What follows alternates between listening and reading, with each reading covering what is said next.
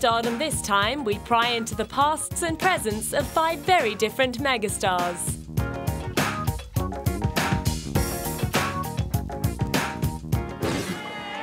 While writing the first volume of her record-breaking book series, this children's author was diagnosed with clinical depression. Having recently split from her first husband in late 1993, J.K. Rowling moved to Edinburgh, Scotland. To get her baby daughter to sleep, she would take her for walks and sit for hours in cafes, working on the fanciful tale that would eventually become Harry Potter and the Philosopher's Stone. The book about the boy wizard didn't set the world alight immediately. In fact, 12 publishers rejected the manuscript before a small London company commissioned a tiny 1,000-copy print run in 1995. 12 years and 6 books later, J.K. Rowling had not only become the most commercially successful author of all time, she had amassed an estimated fortune of £545 million, making her the second richest woman in entertainment.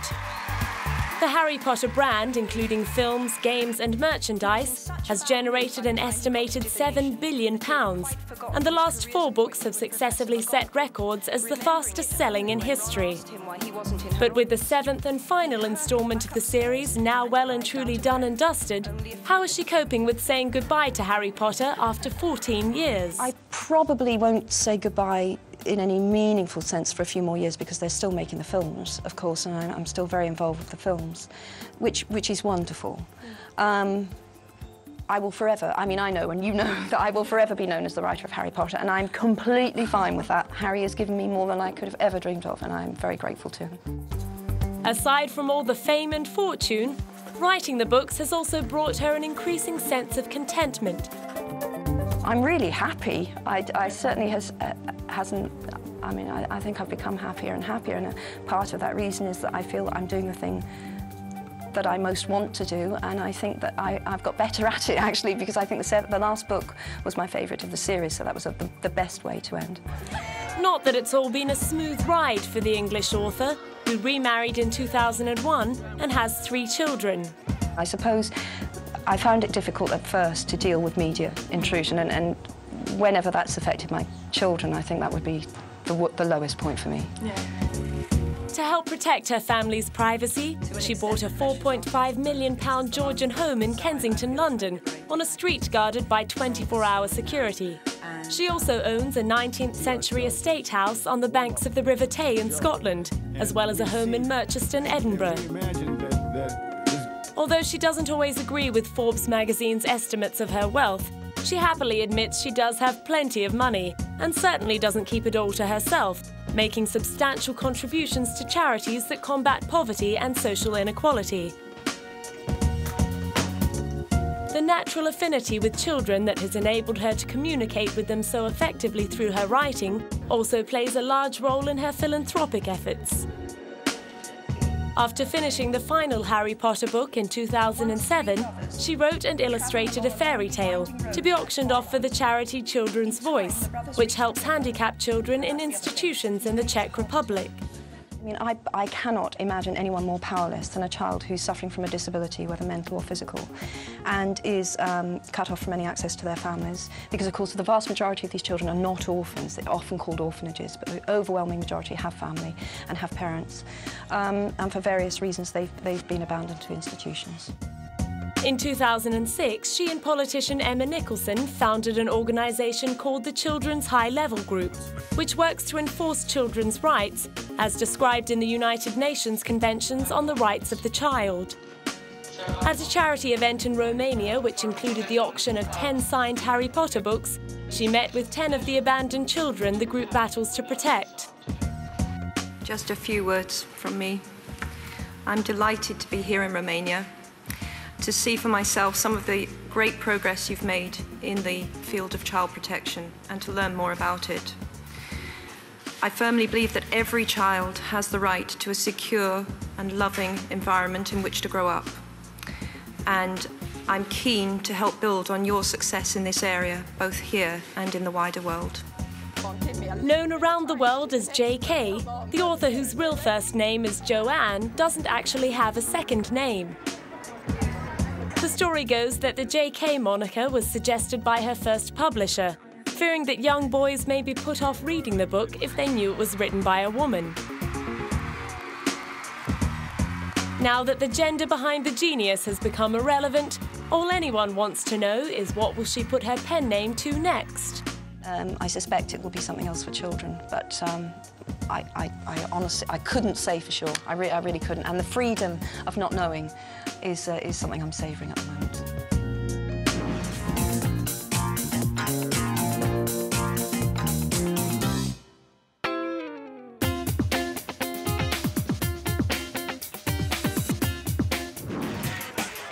This Fresh Prince of Bel-Air is one of only 3 actors to have notched up 7 consecutive movies that have grossed more than $100 million worldwide. Keeping Will Smith company are Tom Hanks and his good buddy Tom Cruise, who regularly gives him acting and producing tips. You know, we just have very similar attitudes about just wanting other people to do well. You know, he is committed in the same way that I'm committed in just wanting the world to be better, wanting to help people that we can help. You know, even with this film, I Am Legend, he probably did 15 hours worth of notes with me on I Am Legend. Got his notes, went through it, read the script 3 or 4 times, you know, was screening it, all of that. So it's like, it would seem like he and I would be in competition, but that idea and that attitude is really rare for somebody to want you to win that's in that same field. The day after watching Will unveil his star on the Hollywood Walk of Fame, Tom turned up to the I Am Legend premiere. Yeah, man, we work together on things, you know, and I don't know what to say. It's like whatever I can do to help in any way, but he doesn't need any help. He's Will Smith, you know? Will you guys be together on the big screen? Beg your pardon? Will you be together on the big screen anytime soon? There you go. That's what we've been looking for. The high-profile pair were introduced by Will's wife, Jada, who worked with Tom on Collateral and knows all about life as the wife of a superstar, as does Tom's missus, Katie Holmes. Katie and I mean, she's like, you know, when it comes to like our personal worlds, you know, because there are not many women who are kind of married to the type of men that we're married to. You know what I mean? So for Katie and I, we're like really good kind of shoulders, you know, to kind of talk to and just kind of, you know, kind of throw some ideas around about how to manage all the things that we have to manage on a daily basis with the men that we have, and also having our own careers and our own lives and being mothers, you know what I mean? So we do it definitely on a whole personal girlfriend get down, you know what I mean? They do it on a business level. Like Tom, Will thrives on keeping his fingers in lots of pies. After making a name for himself as half of the hip-hop duo DJ Jazzy Jeff and the Fresh Prince in the late 80s, he signed on to play the title character in the 90s sitcom The Fresh Prince of Bel-Air. A successful solo music career followed that has netted him 2 platinum albums and multiple Grammy Awards, and offers to host a swag of charity concerts and music awards ceremonies. He even accepted an invitation to appear on the Indian version of Pop Idol and promised to remain sensitive to the country's cultural expectations.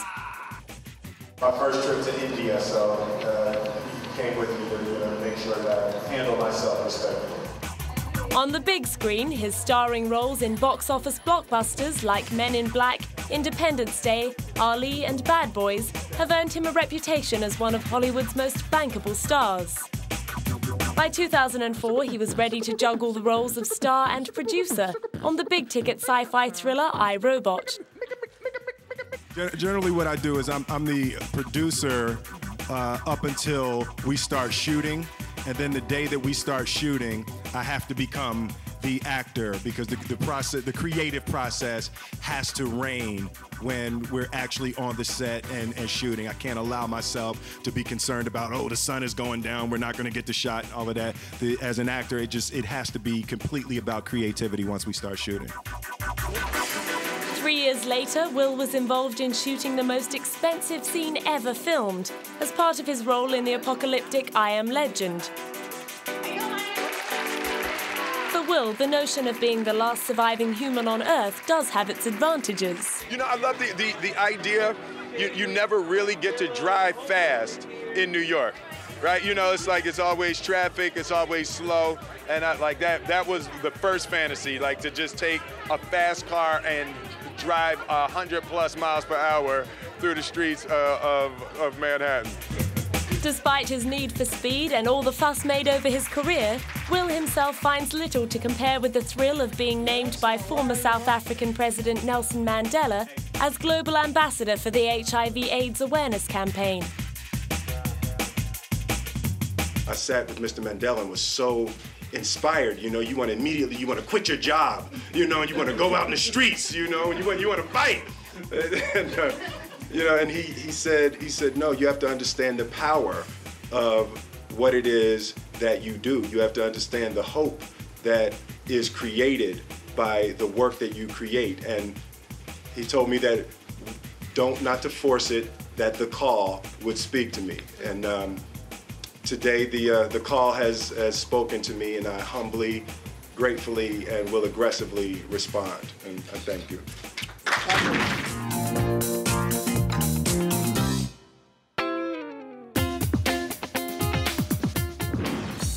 This Canadian singer first came to international attention when she won the 1988 Eurovision Song Contest.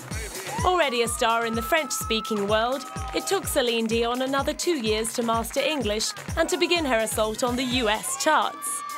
Her breakthrough came with the title track to Disney's 1991 animated feature Beauty and the Beast, and from there she's gone on to establish herself as one of pop music's most in-demand divas. She's constantly being compared to fellow belters Whitney Houston and Mariah Carey. But unlike those peers, she has managed to steer well clear of any scandal or intrigue. To date, the most shocking details about Celine Dion's life emerged in 1993. Upon the release of her album Colour My Love, she revealed that she was in love with her manager Renee Angelil, who was 26 years her senior. The couple married in a lavish ceremony the following year, and in 2000, Celine took a break from singing in order to start a family with Renee, who had recently been diagnosed with throat cancer. In 2001, after undergoing fertility treatment, she gave birth to their son, René Charles. Throughout her career, Celine's heavy French accent, sentimental singing style, and melodramatic facial expressions have been the target of frequent parody, which just seems to roll off the singer's back as she laughs all the way to the bank. All our friends in Las Vegas. Praised as one of the smartest business decisions in years by any recording artist, Celine signed a 3-year, 600-show contract to appear 5 nights a week at Caesars Palace in Las Vegas. She scored another coup in persuading Cirque du Soleil creator Franco Degoni to produce the show. Actually, I can explain a little bit what I'm just very thrilled. Despite the extravagant ticket price, the show was sold out almost every night of its record-breaking run, which was extended by more than a year.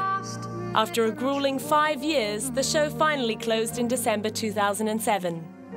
No, actually, it took a lot from me, the Vegas thing, but it gave me a lot of stability as well, and freedom and no pressure, like knowing what to do on stage every night, which is comfort zone in a way, stability of home, which was my priority. And the thing is, if I do stop after Vegas, it's going to be very difficult for me because it's already starting to be hard to say goodbye to that show and the cast and the crew and the people. 5 years of spending amazing moments together. During the day, Celine had been free to spend time with her young son and get stuck into other creative projects, such as a collaboration with children's photographer Anne Geddes. Miracle is a collection of love songs and lullabies, paired with images of newborn babies designed to honor the bond of love between a mother and baby. A privilege, an honor, a blessing. They're so powerful, so fragile, but so... It's like they know everything. When you take them in your arms, you're kind of intimidated by them. They can't even speak, they can't even talk, they can't even walk, they can't even grab you. But they know it all. Human beings. Working closely with babies naturally turned Celine to thoughts of having a second child. We do have an embryo waiting for us here in a clinic in a hospital in New York, which every time I come to New York, for me, it's like I relive the beginning of my son's life. And hopefully after Vegas, if it's given to us, for sure we'll give it another try. And as the end of the Las Vegas gig loomed, enthusiastic members of the media wasted no time in asking the obvious question. Baby, baby, baby, baby, baby. Well, I don't see myself going on tour all around the world and carry a baby, but some people do actually, and I have respect for that so much. But I'm a more kind of like one thing at a time, because when I sit on my eggs, you know, and I just sit down and be pregnant, I want to be pregnant. Clearly, she wasn't planning to be sitting around on her eggs anytime soon.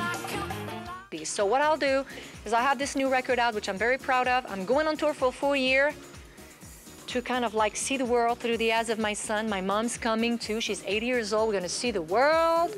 Very excited. And then she'll sit down and enjoy life. Whether or not she has much of a chance to sit down on the year-long Taking Chances tour, which kicked off in South Africa, remains to be seen.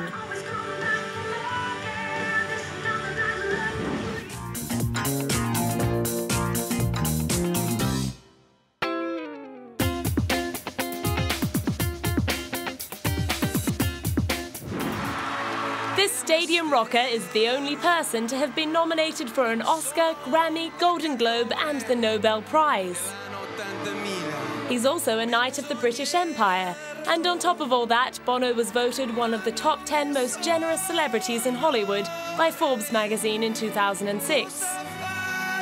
But then, according to CelebrityWonder.com, he does hold a minority share in the magazine.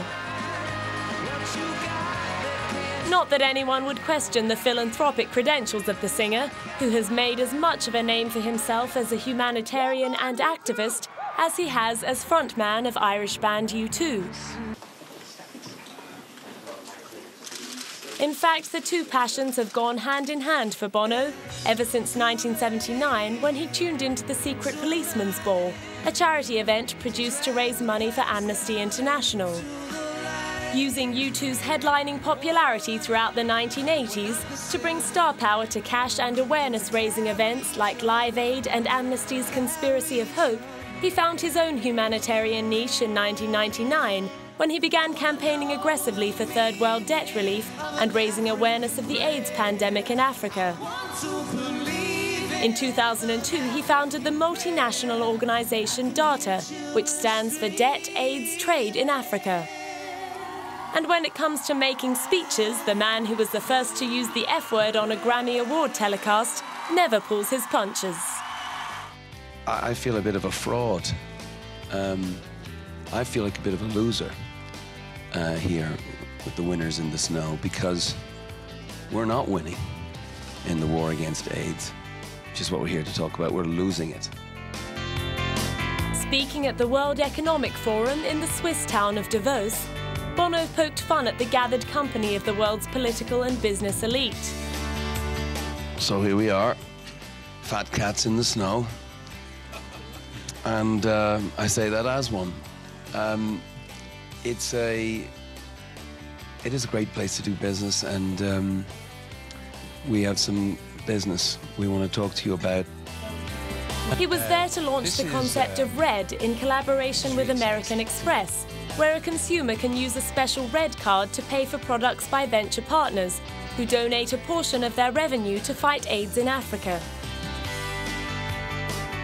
A few months later, he was in London to promote another product in the Red range in collaboration with mobile phone giant Motorola, which pledged a 5% cut of revenue to the Global Fund from calls and texts made from a specially launched handset.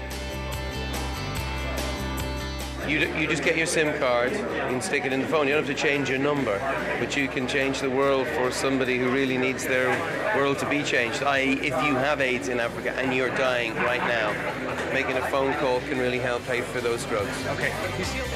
But perhaps the achievement that best demonstrated Bono's muscle as a political and social force to be reckoned with was his collaboration with Sir Bob Geldof.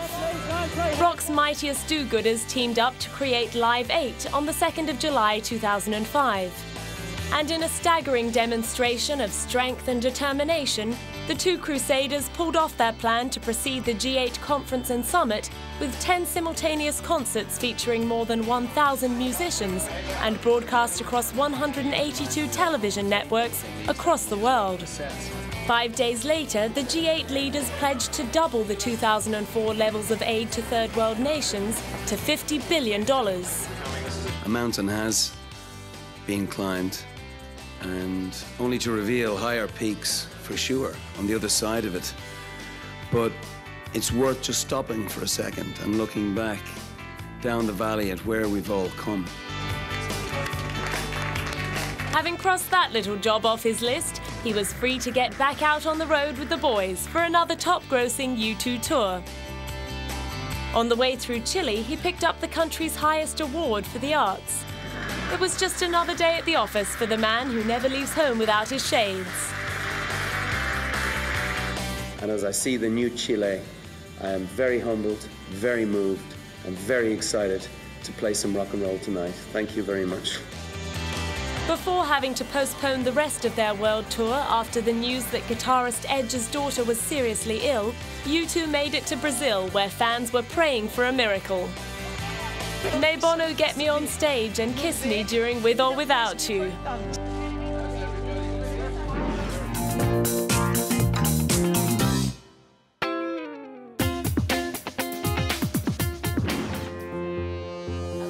This pretty woman was allegedly dropped from Christian Dior's Hollywood wish list in 2006 because she wasn't famous enough. That's quite a turnaround of events for an actress who in 2003 commanded a salary of $25 million for her role as a feminist teacher in Mona Lisa Smile. That salary made Julia Roberts the highest-paid female film star of all time.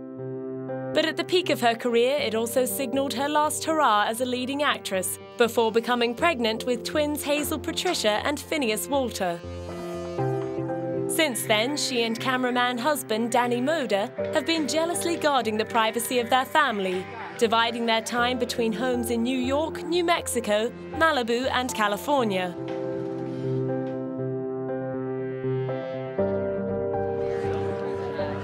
Julia's dedication to raising her young family kept her off the big screen for 2 years, although she did lend her voice to 2 animated features in 2006.